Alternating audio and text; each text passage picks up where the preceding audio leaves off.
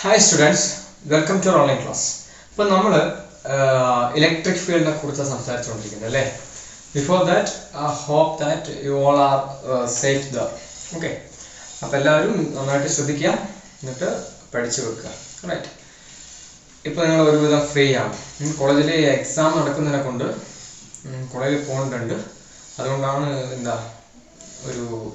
days video upload. Right. Anyway, you will listen. No. Now, electric field is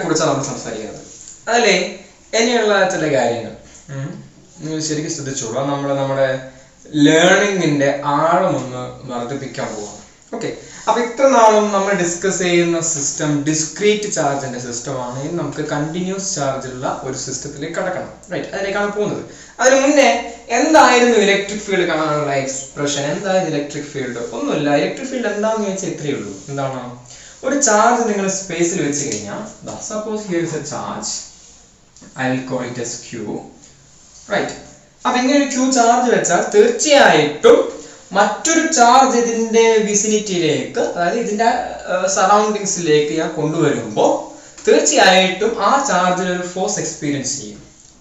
Angane each charge in the effect in the surroundings of the electric field. Right. Electric field intensity measure. That is the force experienced by a unit positive charge. We will test charge. I will call it capital Q. This Q is charge equal to 1 coulomb. Right.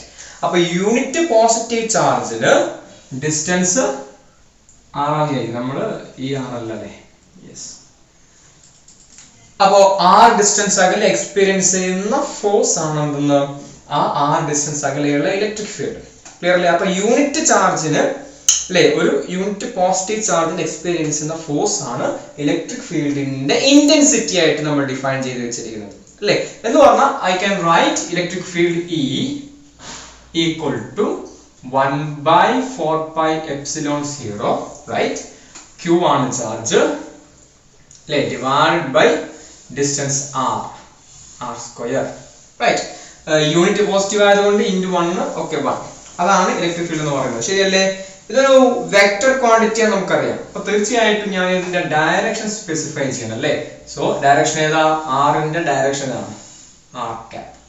So, this is the expression for electric field. Now, Q1 electric field. This is Q1, this is R1 square. Okay. And suppose here is a point charge Q2. Q2 is the test charge distance. This is R1, this is R2. Okay. And there is one more charge Q3. The distance R3. Okay. Then definitely this is E1. One charge electric field E1 charge electric field E2 Q2 R2 distance electric field. And the electric field equation 1 by 4 pi epsilon 0 Q2 electric field. Okay. R2 cap. Clear? Right. Q3 very simple. Electric field and E3 that is equal to 1 by 4 pi epsilon 0 Q3 by R3 square into R3 cap. Okay. So, charge there are discrete charges. Okay, charges discrete. Q1 over Q2 a continuous distribution charge. Q1 is a particular charge, Q2 another particular charge. Discrete charges. Right. Now, n number of charges in the okay, there are n number of charges. Then what is the total electric field at this point? Okay, this point is P. This P is the total electric field. 3 charge are superposition principle. One charge electric field plus 2 charge P electric field plus 3 charge P electric field. Clear? So, the sum sum electric field vector ആണ്, അപ്പൊ vector sum ആയിരിക്കണം അല്ലേ. അപ്പൊ total electric field at P that is E equal to E1 ഉം അതുപോലെ E2 ഉം അതുപോലെ E3 ഒക്കെ എന്താക്കിയാൽ മതി, ആഡ് ചെയ്താൽ മതി പോലെ. We can add up this. അങ്ങനെ ഒരു n ചാർജ് ഉണ്ടെങ്കിലോ പ്ലസ് എക്സെട്ര എത്ര വരെ പോകണം, En വരെ നമ്മൾ എന്ത് ചെയ്യണം, ആഡ് ചെയ്യേണ്ടി വരും. ക്ലിയർ അല്ലേ? അപ്പൊ ഇത്രയും ഇലക്ട്രിക് ഫീൽഡുകൾ നമ്മൾ ആഡ് ചെയ്ത് എടുക്കേണ്ടി വരും. റൈറ്റ്. അപ്പൊ suppose here is A charge, ഒരു ith ചാർജ്. എത്രാമത്തെ? Qi. ഇങ്ങനെ ഒന്നാമത്തെ, രണ്ടാമത്തെ, മൂന്നാമത്തെ, നാലാമത്തെ, അഞ്ചാമത്തെ, അയ്യാമത്തെ അല്ലെ ith ചാർജ് ആണ് Qi. അതുള്ള ഡിസ്റ്റൻസ് പിയിലേക്കുള്ള ഡിസ്റ്റൻസ് Ri. അപ്പൊ ആ ith ചാർജ് കാരണം പിയിലുള്ള ഇലക്ട്രിക് ഫീൽഡ് എത്രയായിരിക്കും നിങ്ങൾ പറ. ഞാൻ അതിനെ Ei എന്ന് വിളിക്കാം. Right. Equal to 1/4πε0 Qi/Ri square Ri cap. Okay. അപ്പൊ ഇതാണ് ith ചാർജ് കാരണമുള്ള എന്തെന്ന് ടോട്ടൽ ith ചാർജ് കാരണമുള്ള ഇലക്ട്രിക് ഫീൽഡ്. ടോട്ടൽ എന്ന് വേണ്ട, പിയിലുള്ള ഇലക്ട്രിക് ഫീൽഡ്. ക്ലിയർ അല്ലേ? സോ അപ്പോ ഇനി ഞാൻ ചോദിക്കട്ടെ, നമ്മൾ ഇങ്ങനെ സമ്മിട്ട് ചെയ്യുന്നതിന് പകരം നമ്മളൊരു സമ്മേഷൻ എന്ന് പറഞ്ഞ സിമ്പിൾ ഉപയോഗിച്ചിട്ട് എനിക്ക് റീറൈറ്റ് ചെയ്തൂടെ ഇക്വേഷൻ? ഇങ്ങനെ E1 E2 ഇങ്ങനെ എത്രയാണ് നമ്മൾ ഇങ്ങനെ എഴുതുക അല്ലേ?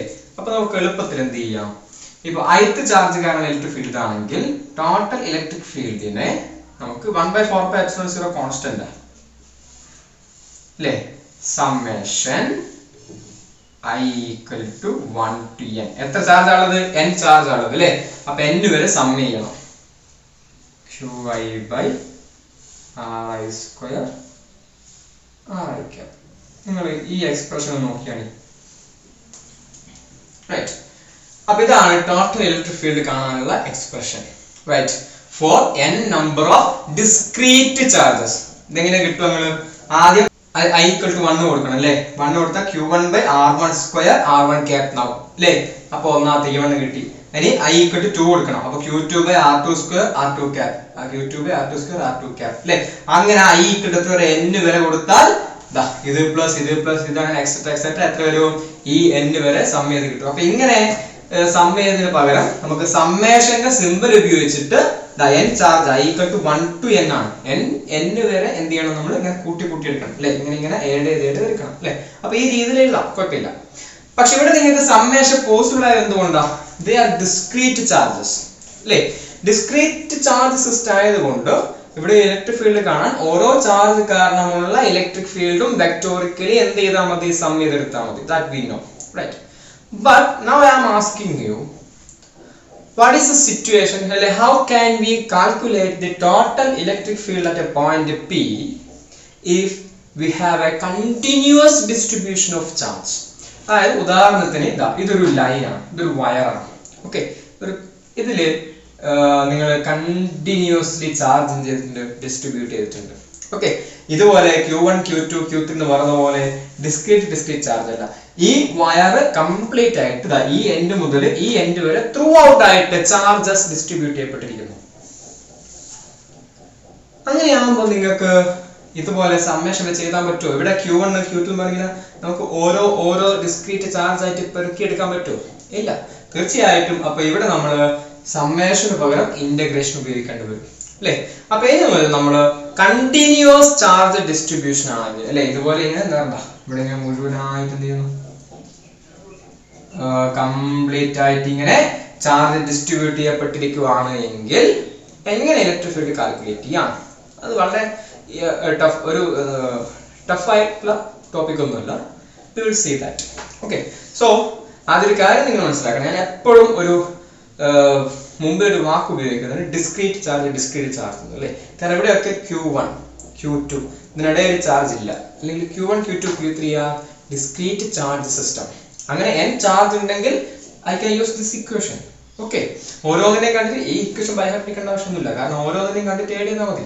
n ചാർജ് ഉണ്ടെങ്കിൽ നമുക്ക് എഴുതാനുള്ള ബുദ്ധിമുട്ട് പ്രമാണിച്ച് ഞാൻ എന്താക്കിയെന്ന് മാത്രം, സമ്മേഷൻ ഇട്ടെന്ന് മാത്രം. Okay, but now I am going to tell you that if I have a continuous charge distribution, അത് ലൈനിലാവാം, അല്ലെ ഇതുപോലൊരു ഷീറ്റ് അല്ലെ, ഒരു ഏരിയ മൊത്തം ഈ ഏരിയ മൊത്തം എന്തെന്ന് ചാർജ് ഡിസ്ട്രിബ്യൂട്ട് ചെയ്യപ്പെട്ടിരിക്കുന്നു. ഇനി അല്ല അതുമല്ലെങ്കിൽ എന്താണ് ഒരു ക്യൂബ് അല്ലേ, ഈ ക്യൂബ് മൊത്തം എന്ത് ചെയ്യപ്പെട്ടിരിക്കുന്നു, ചാർജ് ഡിസ്ട്രിബ്യൂട്ട് ചെയ്യപ്പെട്ടിരിക്കുന്നു അല്ലെ, സ്പിയറിന്റെ ഉള്ളിൽ മൊത്തം, റൈറ്റ്. അങ്ങനെയൊക്കെയുള്ള ഒരു കണ്ടിന്യൂസ് ഡിസ്ട്രിബ്യൂഷൻ ഓഫ് ചാർജസ് ആണ് നമ്മുടെ കയ്യിലുള്ളത് എങ്കിൽ how can we calculate total electric field? Okay, അപ്പോൾ നമുക്ക് ഇതൊന്ന് നോക്കാം. Again, this is the extension of Coulomb's law, no doubt at all. Okay, so follow me. ഞാൻ ഇതൊക്കെ മായ്ക്കോണേ. Okay, so നമ്മൾ തന്നെ continuous charge distribution അല്ലേ, ഇതിനെ കുറിച്ചാണ് സംസാരിക്കാൻ പോകുന്നത്. Okay, and that is very important too. Right, listen, നിങ്ങൾ വിചാരിക്കുക I have a wire like this. Okay, ഇവിടെ നിന്ന് എനിക്ക് എന്ത് ചെയ്യണം, ഒരു പോയിന്റ് P, ഈ പോയിന്റ് Pയിലുള്ള ഇലക്ട്രിക് ഫീൽഡ് കാണണം. So my problem is clear. I have a continuous line charge distribution. Okay, ഇതൊരു ലൈൻ ആയതുകൊണ്ട് ലൈൻ ചാർജ് ഡിസ്ട്രിബ്യൂഷൻ എന്ന് പറയുന്നു അല്ലെ, കണ്ടിന്യൂസ് ലൈൻ ചാർജ് ഡിസ്ട്രിബ്യൂഷൻ അല്ലെ, ഒരു ലൈൻ എന്ന് പറഞ്ഞാൽ ചാർജ് ഡിസ്ട്രിബ്യൂട്ട് ചെയ്യപ്പെട്ടിരിക്കുന്നു.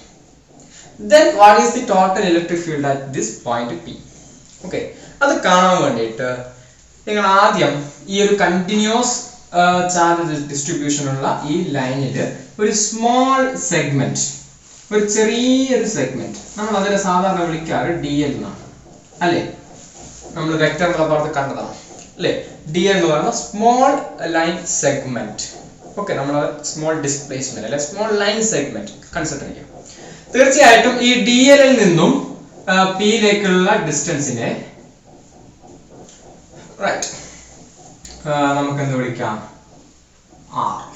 ഓക്കെ, അപ്പൊ DL ൽ നിന്ന് Pയിലേക്കുള്ള ഡിസ്റ്റൻസിനെ ഞാൻ എന്ത് വിളിച്ചു, R എന്ന് വിളിച്ചു. കുഴപ്പമൊന്നുമില്ലല്ലോ, റൈറ്റ്. എനിക്ക് കാണുന്നത് DL കാരണം ഇലക്ട്രിക് ഫീൽഡ് ആണോ കാണുന്നത്? അല്ല, എനിക്ക് കാണുന്നത് മൊത്തം ഈ ഡിസ്ട്രിബ്യൂഷൻ കാരണം ഈ പോയിന്റ് Pയിലുള്ള ഇലക്ട്രിക് ഫീൽഡ് ആണ്. ഇപ്പൊ എനിക്ക് ഞാൻ പറയട്ടെ, ഇവിടെ ഒരു ചാർജ്, ഇവിടെ ഒരു ചാർജ്, എന്നിട്ടാണ് ഇവിടുത്തെ P ഇലക്ട്രിക് ഫീൽഡ് കാണുന്നതെങ്കിൽ നമുക്കറിയാം ഇത് കാരണം ഇലക്ട്രിക് ഫീൽഡ് പ്ലസ്, ഇത് കാരണം ഇത് പ്ലസ്, അങ്ങനെ ഓരോ ചാർജ് കാരണമുള്ള ഇലക്ട്രിക് ഫീൽഡ് കണ്ടിട്ട് സം ചെയ്താണ് പോലെ. Because here charges are discrete. പക്ഷെ ഇവിടെ അങ്ങനെയല്ല, കണ്ടിന്യൂസ് ആണ്. അതെങ്ങനെ കാണാം, ഞാൻ പറയുന്ന പോലെ നമുക്ക് ആലോചിച്ച് നോക്കാം.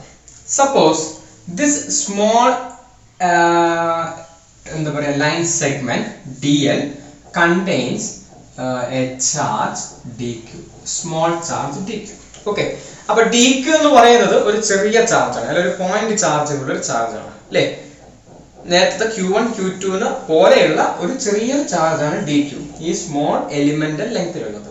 റൈറ്റ്, അപ്പൊ നമുക്ക് DQ കാരണമുള്ള ഇലക്ട്രിക് ഫീൽഡ് നമുക്ക് എഴുതി വെക്കാം. എന്താ DQ കാരണം ഇലക്ട്രിക് ഫീൽഡ്? ഒരു ചാർജ് Q കാരണമുള്ള ഇലക്ട്രിക് ഫീൽഡിലുള്ള എക്സ്പ്രഷൻ എഴുതാൻ നമുക്ക് നന്നായിട്ട് അറിയാം. And I can write the expression like this: electric field DQ കാരണമായതുകൊണ്ട് ഞാൻ DE എന്ന് വിളിക്കാം. എന്തെങ്കിലും കുഴപ്പമുണ്ടോ? ചെറിയ electric field, so DE. E നേരിടുന്നില്ല, DE. That is equal to, definitely E is a vector. The constant 1/4πε0. ഇനി എന്താ വരിക, നിങ്ങൾ പറ. എനിക്ക് Q ചാർജ് കാരണം ഇലക്ട്രിക് ഫീൽഡ് ആണെങ്കിൽ ഇവിടെ വരിക Q ബൈ ഒരു R ഡിസ്റ്റൻസ് ആണെങ്കിൽ R² ഇൻറ്റു R ക്യാപ് എന്നാ. പക്ഷെ ഇവിടെ എനിക്ക് ഈ DL ലാണ്, DL കാരണം P യുടെ ഇലക്ട്രിക് ഫീൽഡാണ് ഞാൻ ചോദിച്ചത്. DL ലെ ചാർജ് എത്രയാ, DQ ആണ്. സോ Q അല്ല, എന്താ കൊടുക്കേണ്ടത്, DQ. ഓക്കെ, ഡിസ്റ്റൻസ് R തന്നെയാണ്. Okay, fine, right. അപ്പൊ എന്താ ചെയ്തത്, ഈ മൊത്തം ലൈനിലെ ഞാൻ ചെറിയൊരു എലിമെന്റൽ ലെങ്ത് അല്ലേ, small line segment DL consider ചെയ്തു. ആ DL ൽ എത്ര ചാർജ് ഉണ്ട്, DQ ചാർജ് ഉണ്ട്. അപ്പൊ DQ കാരണം ഇലക്ട്രിക് ഫീൽഡ് എത്രയാ, അത് DE ആണ്. എത്രയാണ്, 1/4πε0 DQ/R² ഇൻറ്റു R ക്യാപ്. വൈപ്പുണ്ടോ ഇലക്ട്രിക് ഫീൽഡ് ഇക്വേഷൻ? നമ്മൾ സാധാരണ Q/R² എഴുതാറ്. ഇവിടെ DL ലെ ചാർജ് Q അല്ല, എത്രയാണ്, DQ ആണ്. അതുകൊണ്ട് DQ/R² എഴുതി, എന്തൊരു കുഴപ്പമില്ല നമുക്ക്, ഉണ്ടോ? റൈറ്റ്.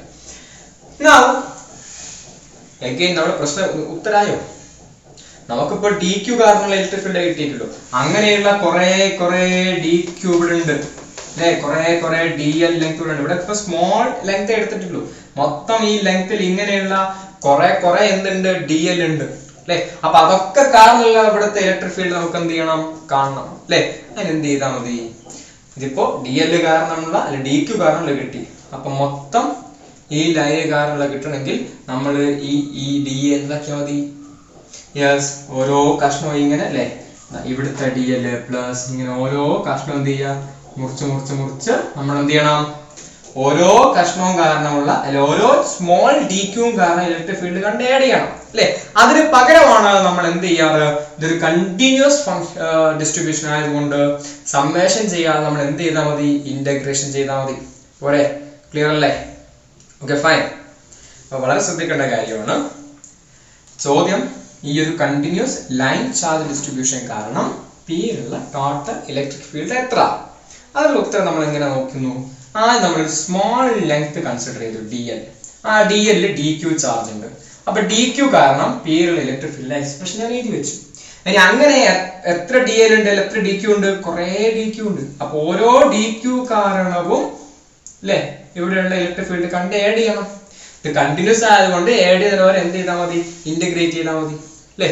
അപ്പൊ DQ കാരണമുള്ള ഇലക്ട്രിക് ഫീൽഡിനെ നമ്മൾ ത്രൂ ഔട്ട് ദിസ് ലെങ്ത് എന്ത് ചെയ്യണം, ഇന്റഗ്രേറ്റ് ചെയ്യണം, ലൈൻ ഇന്റഗ്രേഷൻ നടത്തണം അല്ലെ.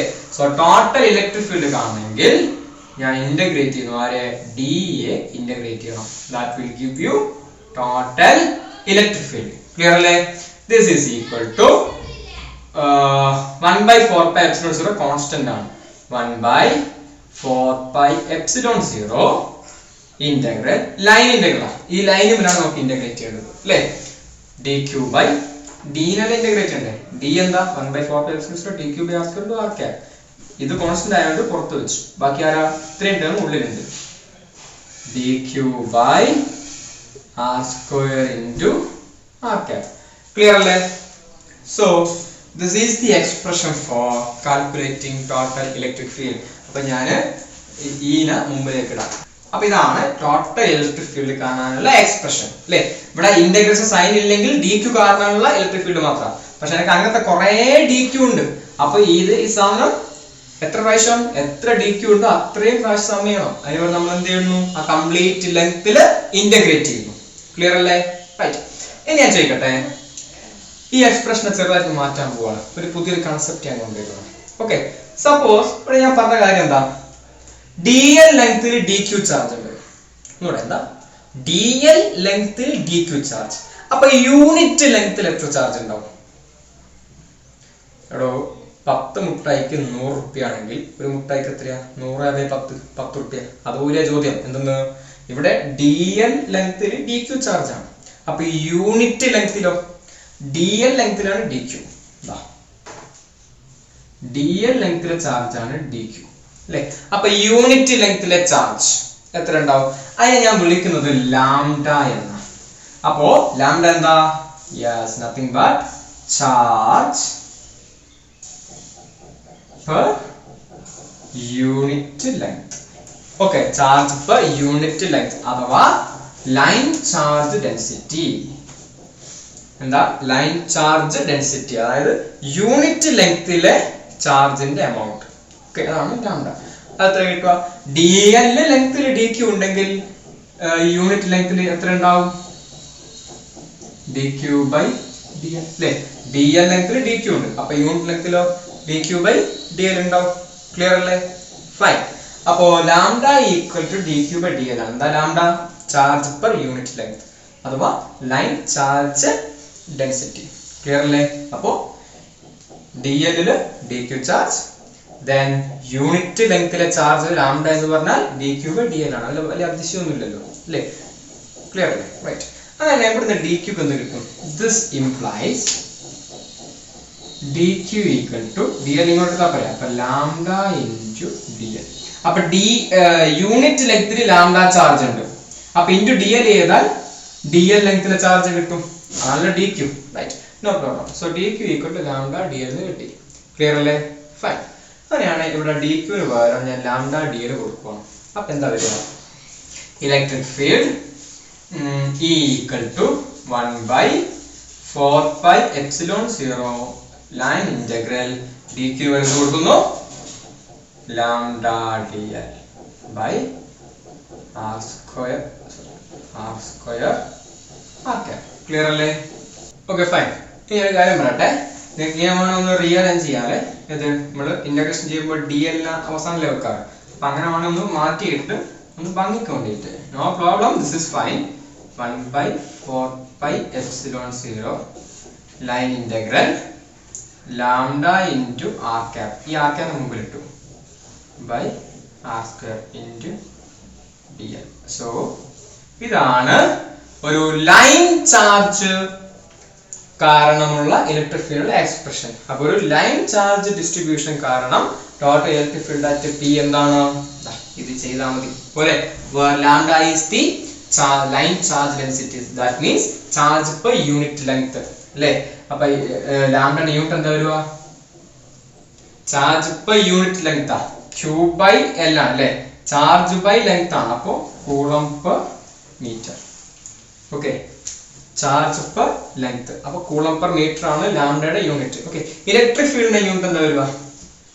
ഇലക്ട്രിക് ഫീൽഡ് യൂണിറ്റ് ചാർജിനുള്ള ഫോഴ്സ് അല്ലേ?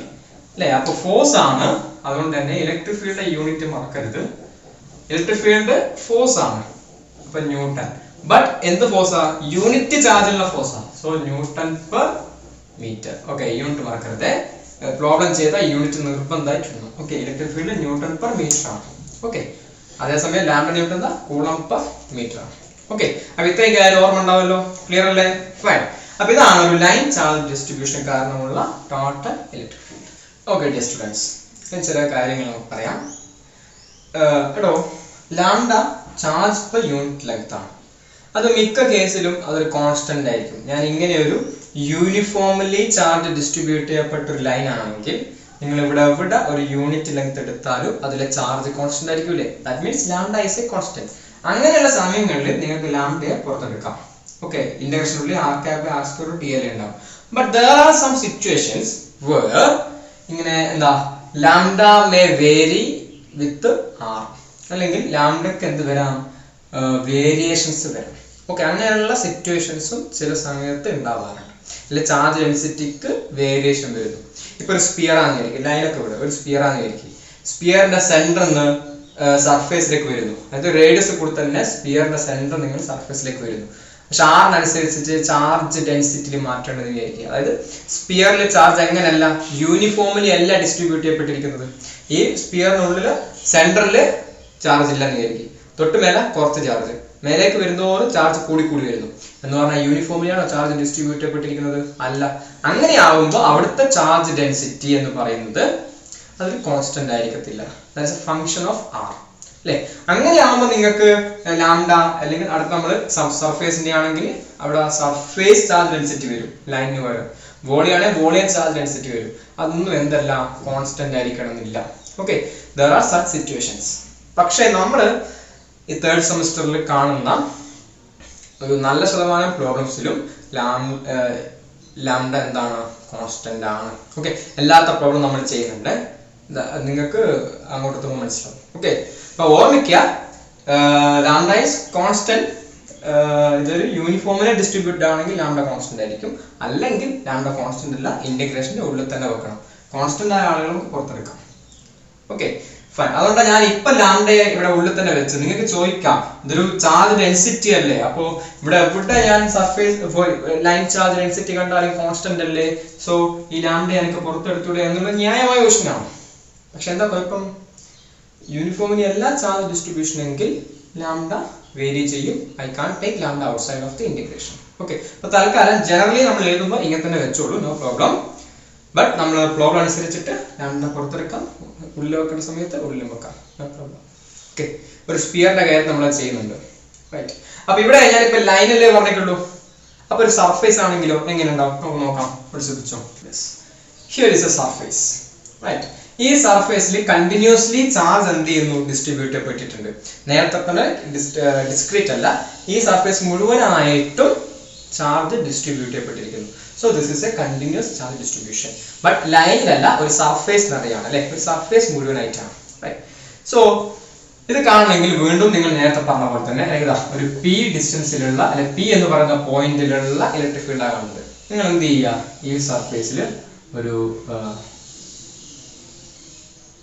ഒരു small area, we call it as dA, consider ചെയ്യുക. dA ഏരിയയിലെ ചാർജ് നേരത്തെ പോലെ തന്നെ എന്ത് വിളിക്കുന്നു? dq വിളിക്കുന്നു. ഓക്കെ, അപ്പൊ dq എന്നുള്ളത് ഒരു ഡിസ്ക്രീറ്റ് ചാർജ് പോലെ q1 q2 എന്ന് പറയുന്ന പോലെ ഒരു ചാർജ് ആണ്. ഓക്കെ, അപ്പൊ dq കാരണം അല്ലെ dAയിലുള്ള ചാർജ് ആണ് dq. അപ്പൊ dq കാരണം r ഡിസ്റ്റൻസ് അകലെ p എന്ന് പറയുന്ന പോയിന്റിലുള്ള ഇലക്ട്രിക് ഫീൽഡ് കാണാനുള്ള ഇക്വേഷൻ d dq/r² എന്ന് ആക്കിയ ഈ ഇക്വേഷൻ തന്നെയാണ് അല്ലേ? ഇനി അങ്ങനെയാണ് ഞാൻ ചോദിക്കട്ടെ, ടോട്ടൽ ഇലക്ട്രിക് ഫീൽഡ് കാണാൻ നമ്മൾ എന്താക്കിയാൽ മതി? ഇന്റഗ്രേറ്റ് ചെയ്താൽ മതി. ബട്ട് റിമെമ്പർ, ഇവിടെ dq എന്ന് പറഞ്ഞാൽ dAയിലുള്ള ചാർജാ. നേരത്തെ dq എന്ന് പറഞ്ഞാൽ dl യൂണിറ്റ് dl എന്ന് പറഞ്ഞ ലെങ്ത് അല്ലേ, ലൈനിലുള്ള ചാർജാണ്. ഇവിടെ dA എന്ന് പറയുന്ന ഏരിയയിലെ ചാർജ് ആണ് ആര്? dq. ക്ലിയർ അല്ലേ? സോ അങ്ങനെയാണെങ്കിൽ dA ഏരിയയിലുള്ള ചാർജ് ആണ് dq എങ്കിൽ യൂണിറ്റ് ഏരിയയിൽ എത്ര ചാർജ് ഉണ്ടാവും? ഒന്നുകൂടെ ഞാൻ എഴുതാം. dA ഏരിയയിൽ dq ചാർജ്. അപ്പൊ യൂണിറ്റ് ഏരിയയിലെ ചാർജ് കാണണമെങ്കിൽ dq നെ നമ്മൾ dA കൊണ്ട് എന്ത് ചെയ്യുന്നു? ഡിവൈഡ് ചെയ്യുന്നു. Okay, dq/dA. അങ്ങനെ യൂണിറ്റ് ഏരിയയിലെ ചാർജിനെ വിളിക്കുന്ന പേരാണ് സിഗ്മ. ഓക്കെ, നമ്മൾ വിളിക്കുക സിഗ്മ അഥവാ ചാർജ് പെർ യൂണിറ്റ് ഏരിയ. ഇതിൽ നമ്മൾ വിളിക്കുക surface charge density. What we call surface charge density. Clear അല്ലേ? ഓക്കെ, അപ്പൊ സിഗ്മയുടെ യൂണിറ്റ് എന്താ വരിക? നിങ്ങൾ പറ, എന്താ യൂണിറ്റ് വരിക? ചാർജ് പെർ ഏരിയ ആണ്. അപ്പൊ കൂളം പെർ മീറ്റർ സ്ക്വയർ അല്ലേ? അപ്പോ യൂണിറ്റ് ഏരിയയിലെ ചാർജ്. ഓക്കെ, മറക്കരുത്. അപ്പൊ സിഗ്മ എന്ന് പറയുന്നത് യൂണിറ്റ് ഏരിയയിലെ ചാർജ് ആണ്. dA ഏരിയയിൽ dq ചാർജ് ഉണ്ട്. അപ്പൊ യൂണിറ്റ് ഏരിയയിൽ കാണണമെങ്കിൽ dq/dA ചെയ്താൽ മതി അല്ലേ? ഇവിടുന്ന് നമുക്ക് വീണ്ടും നേരത്തെ പറഞ്ഞ പോലെ തന്നെ dq എന്ന് പറഞ്ഞാൽ എന്ത് ചെയ്താം? Surface charge density sigma into dA അല്ലേ? So dq equal to sigma dA. ഞാൻ എന്ത് ചെയ്യുന്നു? dq ഇവിടെ സിഗ്മ dA എന്ന് കൊടുക്കുന്നു അല്ലേ? dq ന് എന്ത് കൊടുക്കുന്നു? എന്താ കൊടുക്കുന്നത്? dq ന് പകരം എന്ത് കൊടുക്കണം? r² r³ അങ്ങനെ തന്നെ. dq ന് പകരം എന്ത് കൊടുക്കണം? Sigma dA. റൈറ്റ്, ക്ലിയർ അല്ലേ? നമുക്ക് ഇതിനെ ഒന്ന് dA ഇങ്ങോട്ട് r³ ഇങ്ങോട്ട് എടുത്ത് മാറ്റി എഴുതിയാൽ എങ്ങനെ ഉണ്ടാവും? ഞാൻ ഇവിടെ തന്നെ മാറ്റി എഴുതാം, വേറെ സ്ഥലമില്ലല്ലോ. ആയിക്കോട്ടെ, അപ്പൊ dA നെ ഇങ്ങോട്ട് എടുക്കാം, r³ ജസ്റ്റ് മാറ്റി ഒന്ന് എഴുതാം, വേറെ ഒന്നുമില്ല. r³ ഇവിടെ എടുത്തു, dA നെ എടുത്തു. യെസ്, അപ്പൊ ലൈൻ അല്ല, ഇത് ഏരിയയിലുള്ള ഇന്റഗ്രേറ്റ് ചെയ്യണ്ടേ, സർഫേസ് ഇന്റഗ്രൽ ആണ്. സോ എന്തും കിട്ടി? അപ്പൊ ഒരു ലൈൻ ചാർജ് കാരണമുള്ള ഇലക്ട്രിക് ഫീൽഡ് കാണാനുള്ള ഇക്വേഷൻ നേരത്തെ കിട്ടി. ഇപ്പൊ ആര് കാണാനുള്ള? സർഫേസ് ചാർജ് ഡിസ്ട്രിബ്യൂഷൻ കാരണമുള്ള ഇലക്ട്രിക് ഫീൽഡ് കാണാനുള്ള എക്സ്പ്രഷൻ കിട്ടി. ഓക്കെ, അപ്പൊ എന്താണ്? ജസ്റ്റ് ലാംഡ മാറി സിഗ്മ ആയിട്ടുണ്ടാവും. ഇവിടെ ഞാൻ നേരത്തെ പറഞ്ഞ അതേ പോയിന്റ് ഇവിടെയും ബാധകമാണ്. യൂണിഫോംലി ആണ് ചാർജ് ഡിസ്ട്രിബ്യൂട്ട് ചെയ്യപ്പെട്ടിരിക്കുന്നതെങ്കിൽ സിഗ്മ കോൺസ്റ്റന്റ് ആയിരിക്കും. You can take sigma outside. Okay, charge density ആണ് ഔട്ട്സൈഡ് എടുക്കാം. But there may be some situations where sigma is not a constant. So നിങ്ങൾ എന്ത് ചെയ്യണം? സിഗ്മ തൽക്കാലം ഉള്ളിൽ നോട്ടെ, പ്രോബ്ലം അനുസരിച്ച് നമുക്ക് ചെയ്യാം. ഓക്കെ, ഇനി ഇതിപ്പോ ഒരു സർഫേസ് ചാർജ് ഡെൻസിറ്റി ആണെങ്കിലോ, വോളിയം ചാർജ് ആണെങ്കിലോ, എന്റെ കയ്യിലൊരു വോളിയം ആണെങ്കിലോ, ഇങ്ങനെയുള്ളൊരു ഡിസ്ട്രിബ്യൂഷൻ. ഇതൊരു വോളിയം ആണ്. ബോർഡിൽ എനിക്ക് ഇങ്ങനെ കാണിക്കാൻ പറ്റുള്ളൂ. ദിസ് വോളിയം, ഒരു ബലൂൺ പോലെയുള്ളൊരു സംഗതി എന്ന് വിചാരിക്കും. അപ്പൊ ഇത് കാരണം എന്ത് ചെയ്യുന്നു? ഒരു P എന്ന് പറയുന്ന പോയിന്റ് ഇലക്ട്രിക് ഫീൽഡ്. നിങ്ങൾ എന്ത് ചെയ്യുക? നേരത്തെ ഫസ്റ്റ് നമ്മൾ സ്മോൾ ലൈൻ സെഗ്മെന്റ് കൺസിഡർ ചെയ്തു, സർഫേസ് ആയപ്പോൾ സ്മോൾ ഏരിയ കൺസിഡർ ചെയ്തു. വോളിയം ആകുമ്പോൾ എന്ത് കൺസിഡർ ചെയ്യണം? സ്മോൾ വോളിയം കൺസിഡർ ചെയ്യണം. ഇതാ ഇവിടെ സ്മോൾ വോളിയം കൺസിഡർ ചെയ്യുന്നു. ഓക്കെ, ഈ സ്മോൾ വോളിയം ഇവിടുന്ന് P-യിലേക്കുള്ള ഡിസ്റ്റൻസ് R ആണ്. ഈ സ്മോൾ വോളിയത്തിനെ ഞാൻ സാധാരണ വിളിക്കാം dV എന്ന് വിളിക്കാം, അല്ലെങ്കിൽ d-τ എന്ന് വിളിക്കാം. ഓക്കെ, നിനക്ക് ശീലം d-τ എന്ന് ഉപയോഗിച്ചിട്ടാണ്. So I am using d-τ. നമ്മൾ ഫസ്റ്റ് വെക്ടർ അനാലിസിസ് പറയുമ്പോഴും സ്മോൾ വോളിയത്തെ d-τ എന്നാണ് വിളിച്ചത് അല്ലേ? അവിടെ dV എന്ന് പറഞ്ഞാൽ കുഴപ്പമില്ലേ? You can call it as dV or d-τ. That's fine. Okay, both are fine. ഞാനിവിടെ d-τ എന്ന് വിളിക്കുന്നു. സ്മോൾ ലെങ്ത് dl ആണ്, സ്മോൾ ഏരിയ dA ആണ്, സ്മോൾ വോളിയം d-τ ആണ്. നേരത്തെ പറഞ്ഞ പോലെ തന്നെ d-τ വോളിയത്തിലെ ചാർജ് ആണ് ആര്? nothing but dq. അപ്പോ ഞാൻ എഴുതി വെക്കാം, d-τ വോളിയത്തിൽ dq ചാർജ്. അപ്പൊ യൂണിറ്റ് വോളിയത്തിൽ എത്ര ചാർജ് ഉണ്ടാവും? dq by dt അല്ലെ? അപ്പൊ dt വോളിയത്തിൽ dq ചാർജ് ഉണ്ടെങ്കിൽ യൂണിറ്റ് വോളിയത്തിൽ dq by dt ഉണ്ടാവും. അതിന് നമ്മൾ വിളിക്കുന്ന പേരാണ് വോളിയം ചാർജ് ഡെൻസിറ്റി റോ. എന്താ വിളിക്കുക? ചാർജ് പെർ യൂണിറ്റ് വോളിയം അഥവാ നമ്മൾ വിളിക്കുക വോളിയം ചാർജ് ഡെൻസിറ്റി. എന്താ വിളിക്കുക? Volume charge density. ക്ലിയർ അല്ലേ? ഫൈൻ. അപ്പോ ഡിറ്റോ വോളിയത്തിൽ dq ചാർജ് ഉണ്ട് എങ്കിൽ യൂണിറ്റ് വോളിയത്തിലെ ചാർജ് ആണ് dq by dt അഥവാ volume charge density rho equal to dq by dt. അങ്ങനെയാണ് dq എന്ത് കിട്ടും? ദിസ് ഇംപ്ലൈസ് dq എന്ന് പറഞ്ഞാൽ യൂണിറ്റ് വോളിയത്തിലെ ചാർജ് റോ ഇൻറ്റു dt. അപ്പൊ ഡിറ്റോ വോളിയത്തിലെ ചാർജ് dq കിട്ടി. ഡിറ്റോ ഇങ്ങോട്ട് എടുത്താൽ മതി അല്ലേ? ക്ലിയർ അല്ലേ? ഫൈൻ. ഇനി എന്താ ചെയ്യണ്ടേ? dq കാരണം ഇലക്ട്രിക് ഫീൽഡ് ഇതാ. അപ്പൊ മൊത്തം ഇലക്ട്രിക് ഫീൽഡ് കിട്ടണമെങ്കിൽ ത്രൂ ഔട്ട് ദിസ് വോളിയം എന്താക്കിയാൽ മതി? ഇന്റഗ്രേറ്റ് ചെയ്യണം മതി അല്ലെ? വോളിയത്തിൽ ഇന്റഗ്രേറ്റ് ചെയ്യണം. dq by r square integrate ചെയ്യണം. dq എന്താ? റോ ഡിറ്റോ ആണ്. അപ്പൊ dq എന്ന് പറഞ്ഞാൽ മാറ്റിക്കോളൂ റോ ഡിറ്റോ. നമുക്ക് ആർ ക്യാപ്പിന് ഇങ്ങോട്ടും ഡിറ്റോ അങ്ങോട്ട് എടുക്കാം അല്ലെ? അപ്പൊ ഞാൻ റീഅറേഞ്ചിങ് ദിസ്.